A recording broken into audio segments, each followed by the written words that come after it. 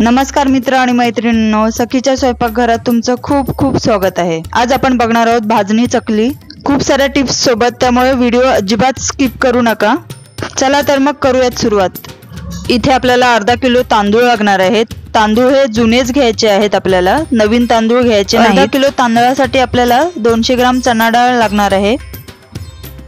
यानंतर पुढे आपल्याला लागणार आहे 100 ग्राम मूग डाळ। पुढे आपल्याला लागणार आहेत 100 ग्राम पोहे। इथे आपण 50 ग्राम साबुदाणे घेतलेले आहेत। साबुदाण्यामुळे चकली कुरकुरीत होते। जास्त साबुदाणे घ्यायचे नाहीत, नाहीतर चकली जास्त कडक होऊ शकते। त्यामुळे अर्धा किलो तांदळासाठी 50 ग्राम साबुदाणे हे योग्य प्रमाण आहे। पुढे लागणार आहे 50 ग्राम उडीद डाळ, 20 ग्राम धणे, 20 ग्राम जिरं। आता आपल्याला या एवढ्या पदार्थांपैकी तांदूळ, चणा डाळ, मूग डाळ आणि उडीद डाळ हे पाण्याने स्वच्छ धुवून सुकवून घ्यायचे आहेत। लक्षात ठेवा, हे सुकवण्यासाठी उन्हामध्ये टाकायचे नाहीत, आपल्याला घरीच पंख्याखाली सुकवून घ्यायचे आहेत। 4 ते 5 तासांमध्ये आपले धान्य सुकले जातात। कडकडीत सुकवून घेण्याची गरज नाही, कारण आपण ते भाजूनच घेणार आहोत। इथे मी सर्वात आधी तांदूळ भाजून घेते। धान्य भाजण्यासाठी शक्यतो कढईचा वापर करा, रुंद असल्यामुळे धान्य व्यवस्थित सरकलं जातं आणि भाजण्यासाठी सोपं जातं। कढई जाडच असावी, जेणेकरून धान्य भाजताना खाली पटकन लागलं जाणार नाही। आणि नेहमी लक्षात ठेवा की धान्य भाजते वेळी आपला गॅस हा स्लो किंवा मध्यम असावा। तांदूळ हे थोडे सफेद झाले आणि हलके झाले की तांदूळ भाजले असं समजायचं, आपल्याला तांदूळ लाल करायचे नाहीत। आता माझे तांदूळ इथे भाजून झालेले आहेत, मी एका प्लेटमध्ये ते काढून घेते। पुढे चणा डाळ भाजून घेऊयात। चांगली कोरडी होईपर्यंत आपल्याला ही डाळ भाजून घ्यायची आहे। ही डाळ थोडी जाड असल्यामुळे आपल्याला भाजण्यासाठी थोडा वेळ लागतो। ही डाळ सुद्धा मध्यम आचेवरच भाजायची आहे। थोडा रंग बदलला पाहिजे। डाळीचा थोडा सुगंध आला आणि थोडा रंग बदलला की समजायचं डाळ भाजून झालेली आहे। इथे आपली डाळ परफेक्ट भाजली गेली आहे। आता आपण डाळ सुद्धा आपल्या भाजणीच्या तांदळामध्ये काढून घेऊयात। आता मी इथे मूग डाळ भाजायला घेते। मूग डाळ सोबतच आपल्याला उडीद डाळ सुद्धा भाजून घ्यायची आहे, कारण दोन्ही डाळी भाजण्यासाठी आपल्याला तेवढाच वेळ लागतो। ही डाळ सुद्धा मंद आचेवरच भाजायची आहे। थोडा सुगंध यायला लागला की डाळ लगेचच काढून घ्यायची। आता माझी मूग आणि उडीद डाळ सुद्धा भाजून झालेली आहे। आता साबुदाणा भाजून घ्यायचा आहे। साबुदाणा भाजण्यासाठी जास्त वेळ लागत नाही, एखाद्या मिनिटभरामध्ये साबुदाणा भाजून होतो। चला, इथे आता साबुदाणा सुद्धा चांगला कुडकुडीत झालेला आहे। आता आपण साबुदाणा सुद्धा आपल्या भाजणीमध्ये काढून घेऊयात। आता आपल्याला पोहे सुद्धा भाजून घ्यायचे आहेत। पोह्यांमधला दमटपणा निघून जाईल एवढाच वेळ फक्त पोहे आपल्याला भाजायचे आहेत, त्यामुळे पोहे भाजण्यासाठी जास्त वेळ लागत नाही। आता आपले पोहे सुद्धा भाजून झालेले आहेत। पुढे आपल्याला धणे आणि जिरं सुद्धा भाजून घ्यायचं आहे। मंद आचेवर आपल्याला भाजून घ्यायचं आहे, नाहीतर लगेचच करपून जातात।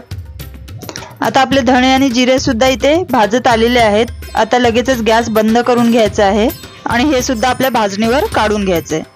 हे सर्व भाजलेले धान्य मी परातीमध्ये पसरवून थंड करण्यासाठी ठेवलं होतं। सर्व धान्य थंड होण्यासाठी जवळजवळ 1 तासाचा वेळ लागला। सर्व धान्य हे व्यवस्थित असं थंड झालेलं आहे। आता मी हे मिक्सरला घरीच बारीक करून घेणार आहे। तुम्ही घरघंटीवर सुद्धा पीठ बनवू शकता किंवा गिरणीवर सुद्धा देऊ शकता, काहीच हरकत नाही। फक्त एकच गोष्ट लक्षात ठेवा, गव्हाच्या पिठानंतर लगेचच चकलीचं पीठ लावायचं नाही, नाहीतर चकलीचं पीठ चिकट होणार। आता इथे आपलं पीठ तयार झालेलं आहे।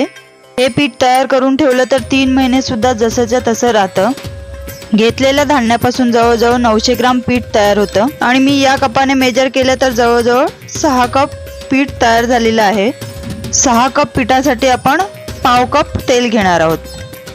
तेलाचं प्रमाण हे अजिबात चुकता कामा नये। मोहन घालताना तेल कमी पडलं तर चकल्या खूप कडक होऊ शकतात आणि तेल जर जास्त झालं तर चकल्या ह्या तेलामध्ये विरघळू शकतात, म्हणून तेलाचं प्रमाण हे योग्य असणं खूप गरजेचं आहे। तेलाबरोबरच आपल्याला अजून मसाले काय काय लागणार आहेत ते आपण बघून घेऊयात। इथे आपण घेतलेलं आहे पाव कप तेल, 2 चमचा पांढरे तीळ, 5 चमचा मिरची पावडर। मिरची पावडरचं प्रमाण तुम्ही कमी जास्त करू शकता। 1 चमचा ओवा लागणार आहे, चवीपुरतं मीठ आणि पाव चमचा हळद। याला आपण आता तेलाचं मोहन घालून घेऊयात। इथे मी पाव कप तेल व्यवस्थित असं उकळून घेतलेलं आहे आणि पिठामध्ये घालून घेतलंय। आता तेल खूप गरम असल्यामुळे आपल्याला पलेत्यानेच आधी हलवून घ्यायचं आहे। सर्व तेल हे पिठाला व्यवस्थित लागलं गेलं पाहिजे। आता तेल थोडं थंड झालंय। आता हातानेच मी तेल व्यवस्थित सर्व पिठाला हे लावून घेणार आहे। तेल सगळ्या पिठाला व्यवस्थित असं लागलं गेलं पाहिजे। आता आपलं हे पीठ तेल लावून तयार झालेलं आहे। आता आपल्याला यामध्ये टाकायचे आहेत मसाले। सर्वात आधी आपल्याला यामध्ये टाकायचं आहे मीठ, त्यानंतर टाकणार आहोत हळद, नंतर यामध्ये जाणार आहे मिरची पावडर, सफेद तीळ आणि त्याचसोबत टाकायचं आहे ओवा। आता हे सर्व मसाले आपल्याला पिठामध्ये व्यवस्थित असं मिक्स करून घ्यायचे आहेत। पीठ मळण्यासाठी आपल्याला पाणी गरम करायला ठेवायचं आहे। पीठ मळण्यासाठी उकळतं पाणी घेण्याची गरज नाही, फक्त पाणी हे चांगलं गरम असलं पाहिजे। आता मसाले मिक्स करून झालेले आहेत। आता आपण पीठ मळून घेऊयात। पीठ मळताना आपल्याला पाणी जसं जसं लागेल तसं आपण घालून घ्यायचं आहे। आता पाणी गरम असल्यामुळे मी आधी पलेताने हलवून घेते। आता पुन्हा थोडं पाणी घालून घेते। आता पाणी टाकून झालं की पुन्हा आपल्याला हे हलवून घ्यायचंय। पुन्हा मी पलेताने हलवून घेते। हाताला सोसवेल इतकं थंड झालं की आपल्याला पीठ मळून घ्यायचंय, चांगलं एकजीव करून घ्यायचंय। आता मी हे पीठ थोडं मळून घेते। पीठ एकजीव करून घेतलंय। आता मी हे पीठ तसंच झाकण ठेवून 15 मिनिटांसाठी ठेवून देणार आहे। इथे आपली 15 मिनिटं झालेली आहेत आणि तुम्ही बघू शकता पीठ व्यवस्थित असं फुललंय। सर्व पाणी हे पिठाने शोषून घेतलंय। आता आपण हे पीठ थोडं थोडं करून मळून घ्यायचं आहे आणि चकला पाडायला सुरुवात करायची आहे। पीठ मळताना पीठ जर घट्ट वाटत असेल तर आपण थोडं पाण्याचा वापर करू शकतो, पण थंड पाणी वापरायचं नाही। इथेही गरम पाणीच घ्यायचं आहे। आता आपलं पीठ मळून झालेलं आहे। इथे बघू शकता तुम्ही किती सॉफ्ट पीठ झालेलं आहे। आता आपण हे पीठ साच्यामध्ये भरून घेऊयात। पीठ भरताना एक गोष्ट लक्षात ठेवायची, थोडं थोडं पीठ करून भरायचं नाही, एकदाच एक गोळा करून घ्यायचा आणि भरायचं, नाहीतर चकल्या पाडताना त्याचे तुकडे होतात। आता आपण साचा लावून घेऊयात आणि चकल्या पाडायला सुरुवात करूयात। चकल्या पाडताना वेढे हे जवळूनच घ्यायचे आहेत आणि चकली पाडून झाली की चकलीचं शेवटचं टोक आणि आतलं टोक थोडं प्रेस करून घ्यायचं आहे, म्हणजे चकली तेलामध्ये सोडल्यानंतर सुटत नाही। छोटा मोठा जसे तुम्हाला साईज पाहिजे असेल त्या साईजच्या तुम्ही तुमच्या आवडीनुसार पाडू शकता। याच प्रकारे सर्व चकल्या मी पाडून घेणार आहे। एका वेळी एकाच साच्यातल्या चकल्या पाडून घ्यायच्या आहेत। जास्त पाडल्यावर त्या सुकतात आणि तेलामध्ये टाकल्यानंतर सुटल्या जातात, म्हणूनच लगेचच आपल्याला चकल्या तळून घ्यायच्या आहेत। आता इथे मी चकल्या तळण्यासाठी कढईमध्ये तेल गरम करत ठेवलं आहे। सुरुवातीला तेल चांगलं गरम होऊ द्यायचं आहे। तेल व्यवस्थित गरम झालं आहे की नाही हे बघण्यासाठी सुरुवातीला थोडं पीठ टाकून बघायचं आहे। इथे तुम्ही बघू शकता पीठ टाकल्या टाकल्या लगेचच वरती आले, याचा अर्थ आपलं तेल व्यवस्थित असं गरम झालेलं आहे। आता आपण बाकीच्या चकल्या सुद्धा तेलामध्ये सोडून घेऊयात। चकली ही टाकल्या टाकल्या लगेचच उलटण्याची घाई करायची नाही, थोडं सेट होऊन द्यायचं आणि नंतरच उलटायची आहे।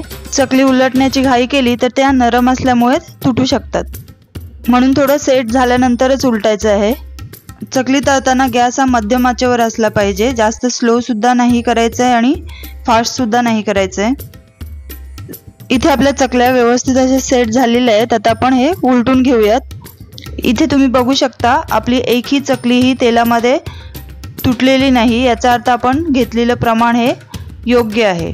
एवढ्या चकल्या मध्यम आचेवर तळण्यासाठी मला एकूण 3 ते 4 मिनिटं लागली।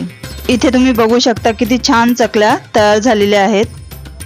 इथे मी अजून एक बॅच तुम्हाला काढून दाखवते। रेसिपी आवडली असेल तर नक्कीच जाऊन चॅनलला सबस्क्राइब करा, लाईक करा, शेअर करा आणि बेल आयकॉन प्रेस करण्यासाठी अजिबात विसरू नका। चकली बनवण्यासाठी तुमच्या पण काही टिप्स ट्रिक्स असतील तर कमेंट्स बॉक्समध्ये नक्कीच शेअर करा।